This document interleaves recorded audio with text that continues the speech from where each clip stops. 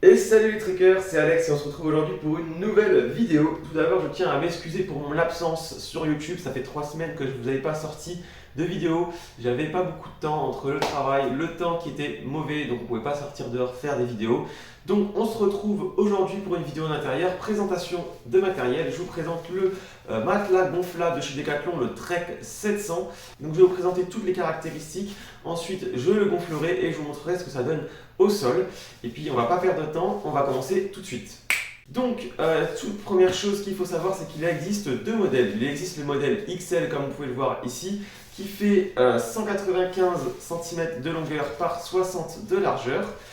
Et vous avez le modèle L qui fait 185 de longueur pour 52 cm de largeur. Le modèle L, donc le plus petit, fait 510 grammes, tandis que celui-ci en fait 610, 610 grammes de housse. Les deux matelas ont une air value de 1,6. Donc pour ceux qui ne savent pas, en fait, la air value, c'est une donnée qui est uniformisée entre tous les fabricants de matelas et qui permet de vous indiquer l'isolation thermique du matelas. Plus vous êtes bas, moins ça vous isole, et plus vous êtes haut, plus vous êtes isolé du froid, notamment qui remonte du sol. Je vais mettre une barre de toute façon ici qui indique les différents types de air value. Mais une air value de 1,6, c'est vraiment un matelas qui va être fait pour l'été et qui est fait pour aller jusqu'à 8 degrés, 10 degrés. Donc c'est vraiment un matelas une saison, été, et vous ne pourrez pas l'emmener tout seul en hiver. Je l'ai testé en hiver dans une tente sur de la neige. J'ai eu très froid. J'ai dû dormir en manteau de ski tellement j'avais froid. Et même là, c'était pas optimal. Donc voilà, c'est pas un matelas fait pour aller en 3 saisons, même 4 saisons. Donc comme je vous l'ai dit, c'est un matelas gonflable, il est fait de 6 boudins il me semble dans la longueur comme ça. Il y a des valves anti-retour vous permettant de le gonfler à la bouche ou avec une pompe électrique, etc. Vous avez également des petits patchs anti-glisse, mais on va voir ça quand je vais le déballer. Donc on va passer à la partie où on va sortir le matelas. Donc vous voyez, il est relativement grand comme c'est la version XL.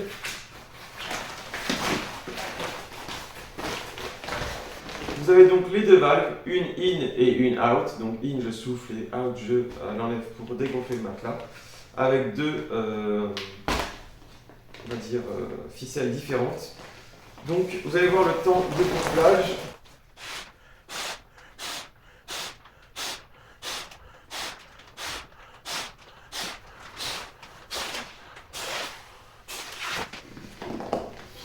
Donc vous avez le chrono du temps de gonflage du matelas.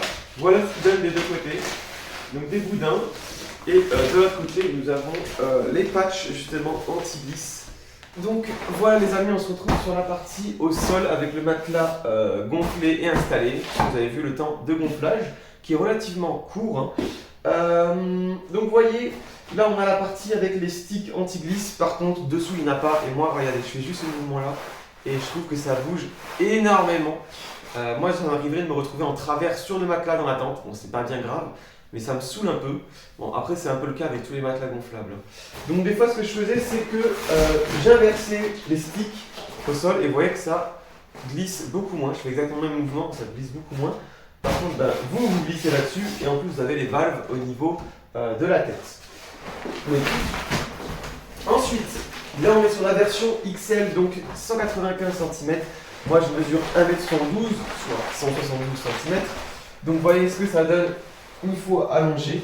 On ne sent pas du tout le sol, on a largement la place. Ce qui est bien avec la largeur de 60 cm, c'est qu'on peut mettre ses bras à côté de son corps sans les avoir au sol. Parce qu'il y a des matelas qui sont étroits et du coup on a les bras au sol. Bon, il n'y a que 5 cm de delta, donc c'est pas grave. Ça fait très bizarre de parler allongé comme ça.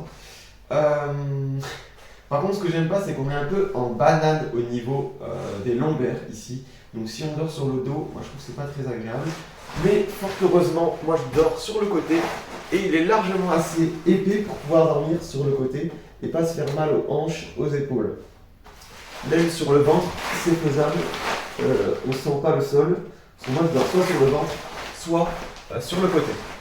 Donc voilà, à part le glissement, il fait pas beaucoup de bruit. Bon, il fait du bruit parce que c'est du tissu, il y a du frottement, mais il y a des matelas, surtout isolés, qui font énormément de bruit, comme le Neo Air X-Lite de chez Thermarest. Mais là, le bruit est relativement correct. Voilà, si vous avez d'autres questions, de toute façon, utilisez la barre en commentaire et on se retrouve tout de suite pour le débrief.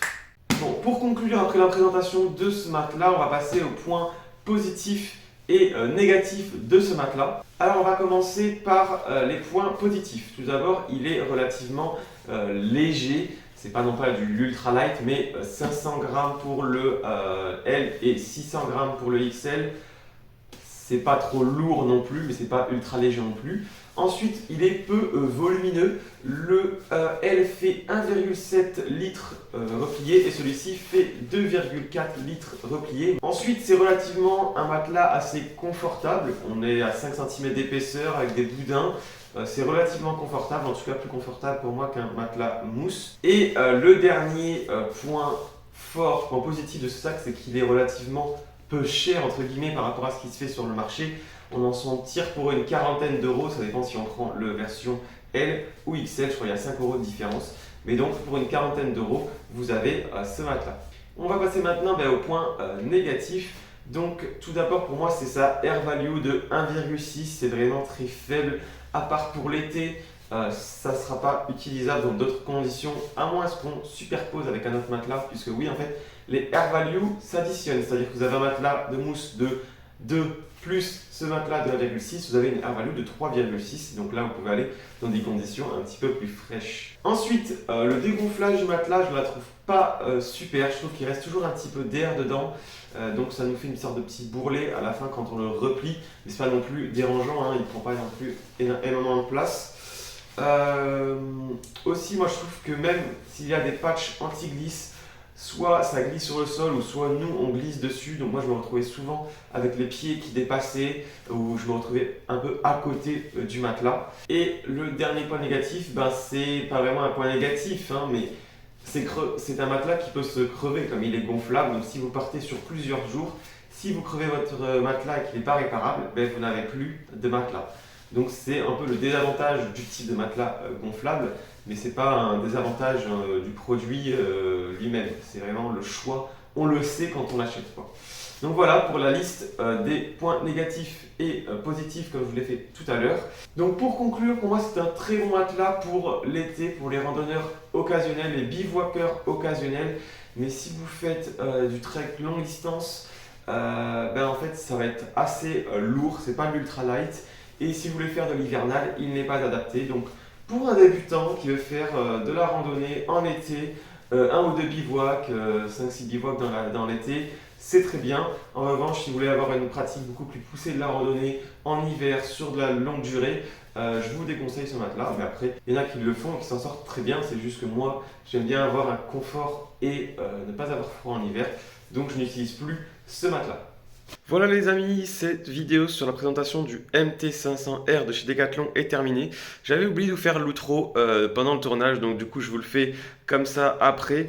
J'espère que cette vidéo vous aura plu. Si c'est le cas, n'hésitez pas à mettre un gros pouce bleu, à vous abonner à la chaîne. On est de plus en plus, donc ça me fait extrêmement plaisir, ça soutient.